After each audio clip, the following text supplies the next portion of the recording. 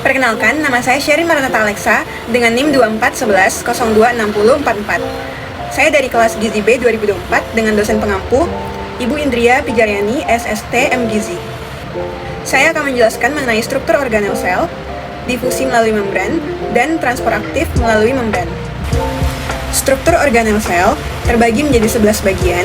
Yang pertama ada retikulum endoplasma atau RE, yang merupakan kantung-kantung pipih dan tabung dua lapis membran yang meluas dan menutupi sebagian besar sitoplasma dan berhubungan dengan membran inti. RE terbagi menjadi RE kasar dan RE halus. RE berfungsi sebagai alat transportasi zat-zat di dalam sel. Lalu yang kedua ada ribosom, yang merupakan butiran kecil nukleoprotein yang tersebar di dalam sitoplasma, berfungsi untuk melangsungkan sintesis protein. Lalu ada yang ketiga ada badan Golgi, yang merupakan kantung pipi bertumpuk yang tersusun dari ukuran besar hingga ukuran kecil dan terikat pada membran. Badan Golgi berfungsi untuk memproses protein dan molekul lain yang akan dibawa keluar sel atau ke membran sel dan membentuk lisosom. Lalu yang keempat ada mitokondria, yang merupakan organel membran rangkap tersusun atas membran luar, membran dalam yang berlekuk-lekuk atau krista, dan matriks mitokondria. Mitokondria berfungsi sebagai tempat respirasi aerob untuk pembentukan ATP sebagai sumber energi sel. Lalu yang kelima ada peroksisom atau badan mikro, yang merupakan kantung kecil yang berisi enzim katalase yang banyak ditemui di sel hati. Peroksisom berfungsi menguraikan peroksida atau toksik menjadi air dan oksigen. Yang keenam ada lisosom. Lisosom berbentuk kantong-kantong kecil dan umumnya berisi enzim pencernaan atau hidrolisis yang berfungsi dalam peristiwa pencernaan intrasel. Ada beberapa peran dari lisosom, yaitu sebagai pencernaan intrasel, mencerna materi yang diambil secara mitosis. Lalu ada eksositosis, yaitu pembebasan sekret keluar sel.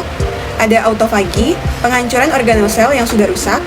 Autolisis, penghancuran diri sel dengan cara melepaskan enzim pencerna dari dalam lisosom ke dalam sel.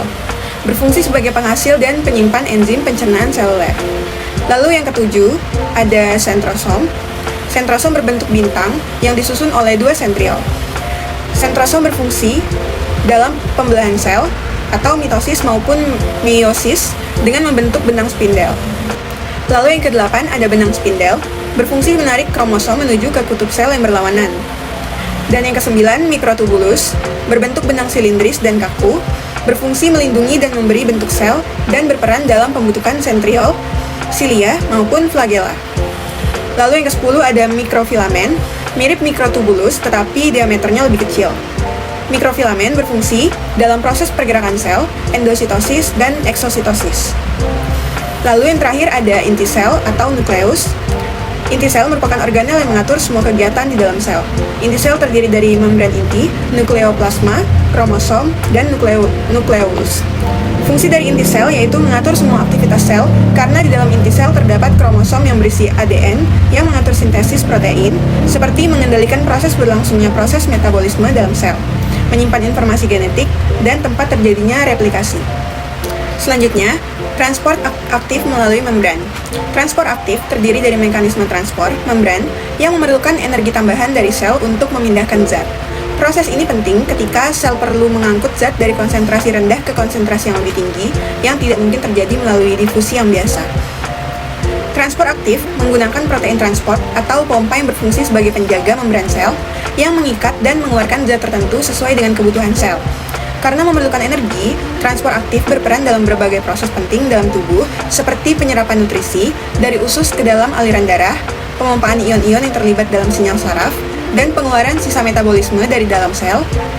Proses ini terjadi secara alami dan spontan, mengikuti gradien konsentrasi zat-zat di dalam dan di luar sel. Ketika konsentrasi zat-zat di dalam sel lebih tinggi daripada di luar sel, zat-zat tersebut akan bergerak keluar dari sel melalui membran secara pasif. Sebaliknya, jika konsentrasi zat-zat di luar sel lebih tinggi, maka zat-zat akan bergerak masuk ke dalam sel.